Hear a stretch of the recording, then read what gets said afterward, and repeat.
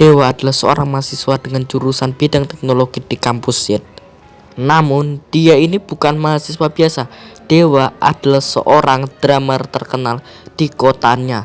Saking terkenalnya, dia sampai dapat julukan sebagai sang raja drum. Namun, Dewa tidak berdiri sendiri. Dia juga berdiri bersama dengan teman-temannya. Mereka membentuk band bersama. Band tersebut bernama Band Velcato. Anggotanya adalah Dewa, Dea, Vico, dan Rio. Namun dalam hal musik pastinya juga ada kisah horornya. Inilah kisah horor mereka berempat yang akan membuat mereka trauma akan ilmu hitam.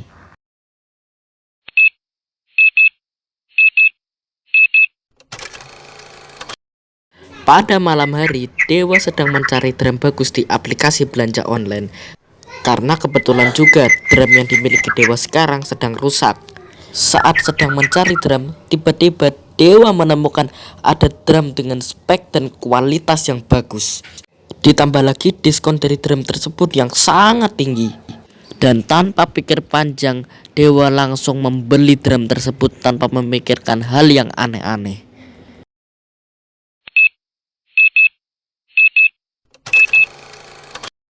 Sore pun akhirnya tiba.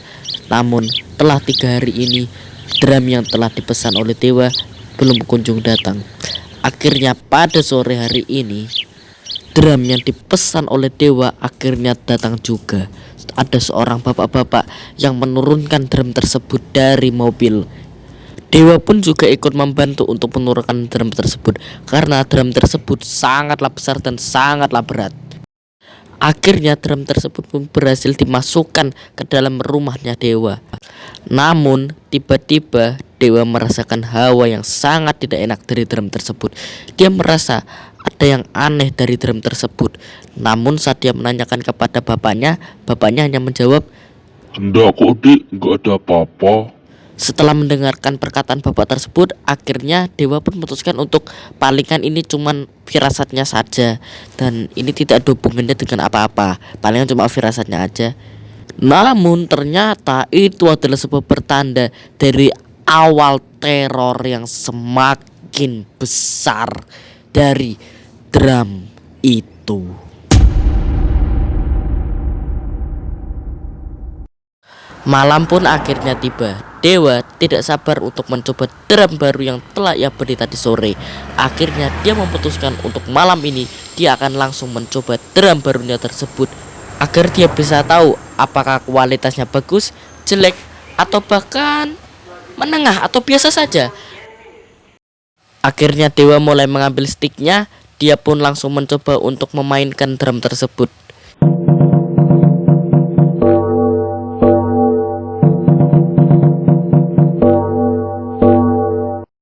Namun saat sedang asik-asiknya Dewa mencoba drum barunya tersebut, tiba-tiba ada suara langkah kaki.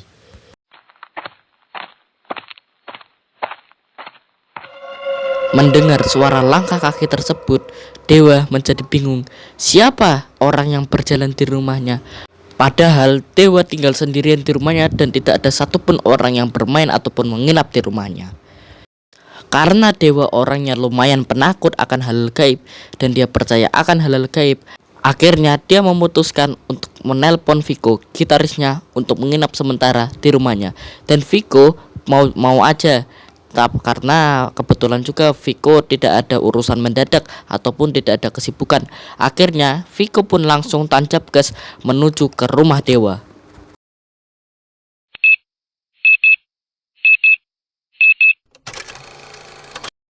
Akhirnya Vico sampai di rumah Dewa. Dewa langsung menyambut Vico dengan sangat hangat, seolah-olah mereka adalah sahabat yang sejati.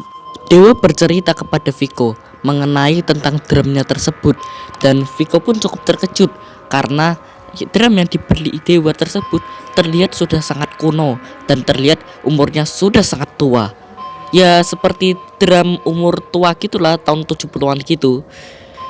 Karena mereka gabut malam itu, Dewa dan Vico memutuskan untuk duet bersama. Vico yang akan menjadi gitarisnya, sementara Dewa lah yang akan menjadi drummernya. Akhirnya mereka pun langsung memulai duet tersebut.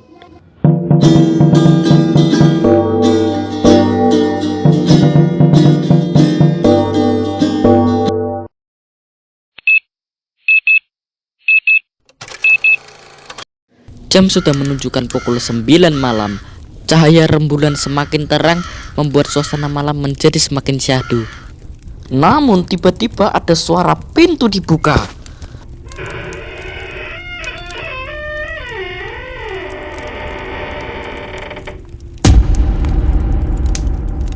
Suara pintu terbuka tersebut membuat Dewa menjadi sangat takut. Dia berusaha untuk menutup matanya. Dia menutup matanya menggunakan tangan agar tidak melihat sosok yang tiba-tiba muncul dari depannya. Namun berbeda dengan Viko, dia keringat dingin. Dia sepertinya mengetahui siapa yang datang. Viko memang terkenal di bandnya adalah anak yang memiliki kemampuan indigo. Sudah sejak lama Viko mempunyai kemampuan seperti itu. Bahkan sejak kecil Viko mempunyai kemampuan untuk berinteraksi dengan makhluk gaib. Dan ternyata benar apa firasat dari Viko.